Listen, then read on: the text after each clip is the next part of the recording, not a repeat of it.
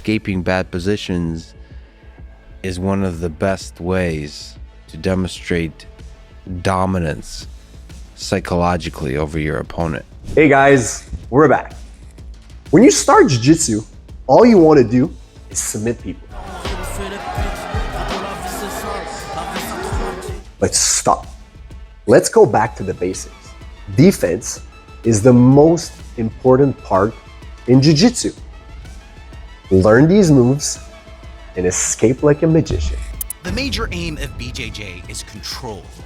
Whether positional dominance or submission threats, the only way to beat your opponent is to be able to defend the technique they throw at you, impose your own will, and give them a bite of their own medicine.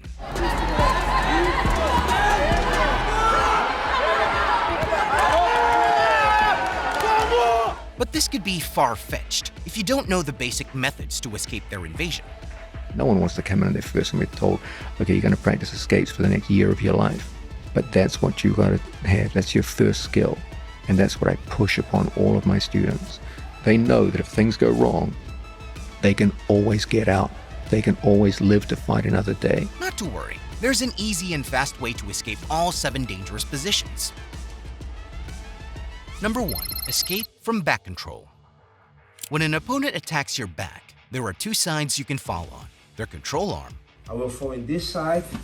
He has his arm under my armpit. Or their attacking arm. The side of his attacking arm. First, let's take a look at the escape from the control arm. When controlled from the back, the right technique is to put the head to the ground. The head pummeling, that's the most important. I want to put my head on the ground.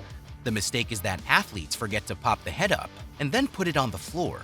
That's the mistake a lot of people do, Bernardo. They try to put the head here, Yep. and my own arm is holding me. Yep. So I leave my arm here, and I go up. Look, now I can put. The second mistake is that BJJ athletes try to escape the hip with their knees bent. Now, the other mistake is people try to escape the hips with this leg bended, but this is just helping. The best case scenario is to relax your leg, thereby decreasing the chances of your opponents locking the hook. I'm gonna relax this leg. Then proceed to slice through the loose hook, making it easier for you to place your elbow between your opponent and completely escape from their grip. You see, now put the hook. Look, and then I'm gonna start to jump. The third point here is I'm gonna use my escape, disconnect from him. So I place my elbow, my forearm between him and me, and escape. The second is if you fall to the attacking arm, rather than removing only one of your legs to escape, So it's even easier sometimes to escape this leg here. as this could present your opponent with an arm triangle or reposition. He maybe will switch to the arm triangle here.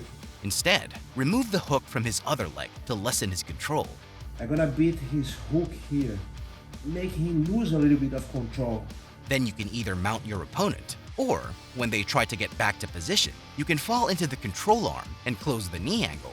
Close this angle here, don't keep open. Then it's easier to work out your escape from there.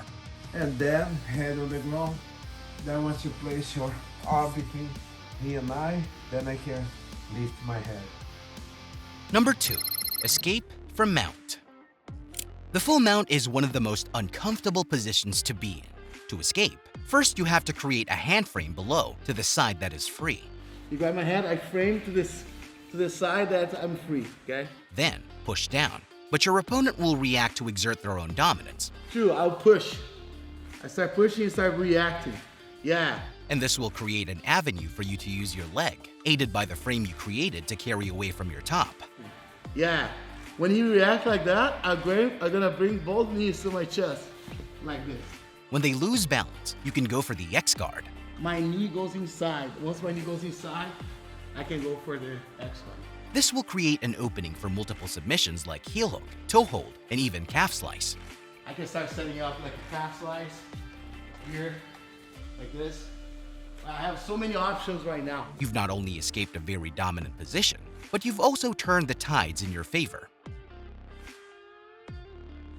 Number 3. Escape from side control.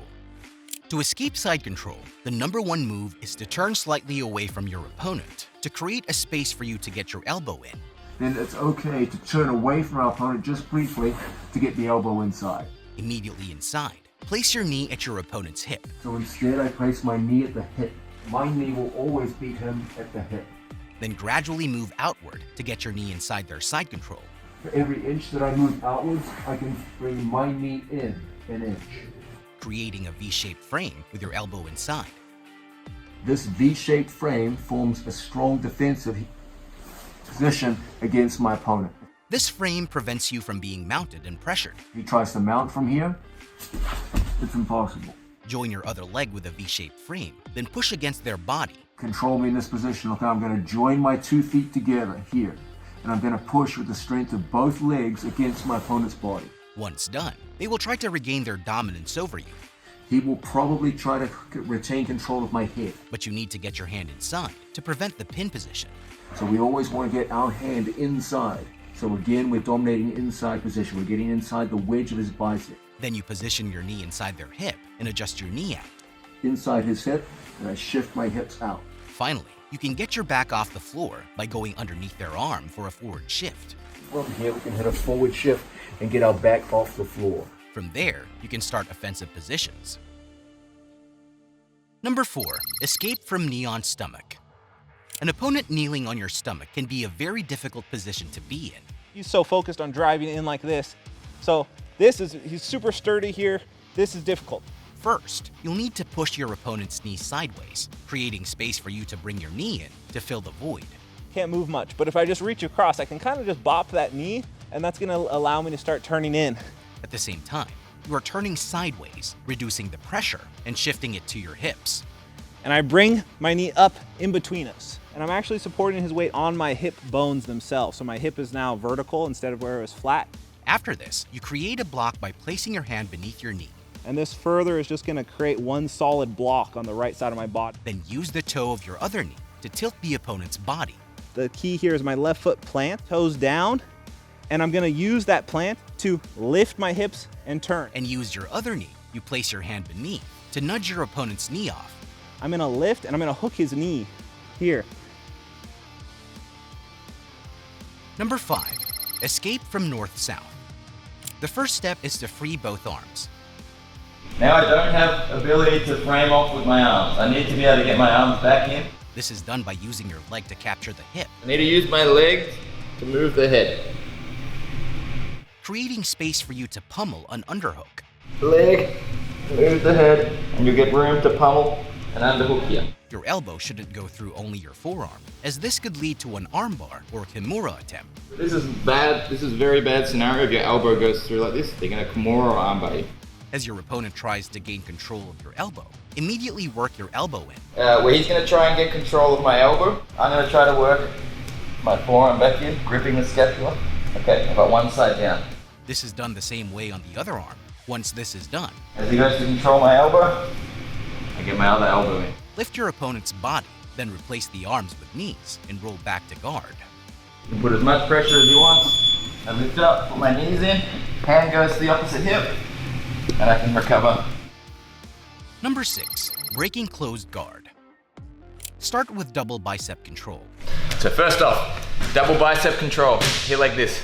then posture up, I'm going to start to posture up. followed by placing your hand on your opponent's hip. Okay, and that hand has to be straight, dropping weight down. This is gonna put pressure on his legs. On the same side as where the hand is, stand forward.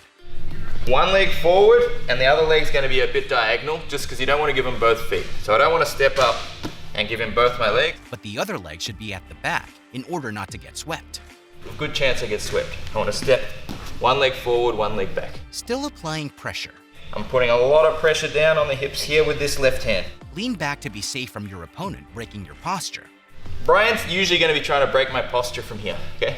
My right hand will stop that, break my posture. So I need to lean away enough that this actually becomes a good posture. Then use your other hand to push the shin of your opponent, breaking you free from their closed guard. I reach back and I push on the shin, lean away a little bit, and then I drop my weight into the shin, slide the leg down my shin. Number 7, turtle escapes. There are 2 ways to escape from this position. The first way out is to defend the backhand arm, So the first thing is, I always look to defend the backhand arm. then trap your opponent's back leg. We can use classical jiu-jitsu escape, where we come in, we trap our partner's leg, This allows you to roll to the bottom position. Then you can recover. and we roll to a situation where we're in bottom position. The second way is to first defend the submission, So the number one thing is defending the submission, then find a way to expose your back to the floor, finding ways to either expose our back to the floor, classical jiu-jitsu escapes, where we roll, or get to a position where you can stand up and move away into a standing position. get to a situation where we can stand up and move away and use classical wrestling escapes to come in and face our partner. Practice makes you better, and this is the only way you can get yourself up to speed, swiftly escape these dangerous positions, and reverse the positions in order to control your opponent. They may look easier to the eye, but a lot of work has been put into getting these escape positions. Until the next video, keep improving.